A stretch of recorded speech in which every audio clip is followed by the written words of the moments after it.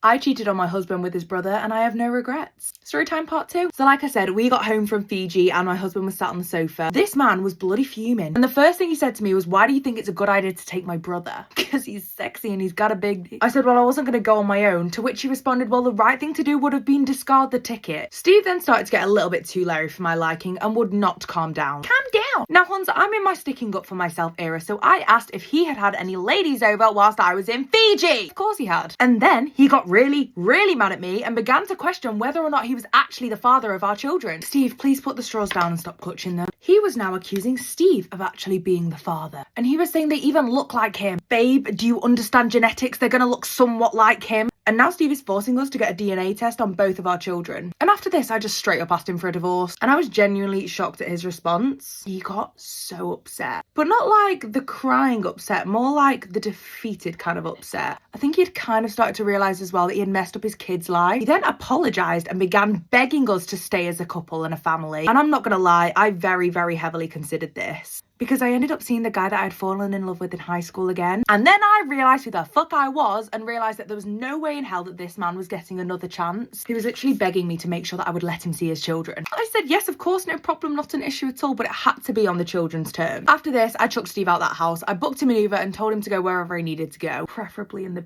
bin. And Stephen packed up his stuff and went really easily, actually. After this, Dave and I had a little chat about how we were going to move forward with everything. We ended up talking about everything that had gone down on the trip and actually how special that was for us. We kind of decided that we were going to give it a go of actually dating. And we did say that we would make sure to not actually start dating until the divorce was finalised. And this would kind of also give my children a little bit of an adjustment time as well. I told them that of course they can see Steve whenever they want to, but he won't be moving in with us straight away. A couple little random updates for you. The kids are now in therapy because I thought it'd be good for them. We did get a DNA test and it turns out that the children are in fact Steve's. And through the divorce proceedings, Stephen has decided that he wants to have sole custody of the children. This being the man that didn't want to go on holiday with them, called them brats, and also hasn't looked after them for the past 2 years. Let me know your guys' thoughts in the comments.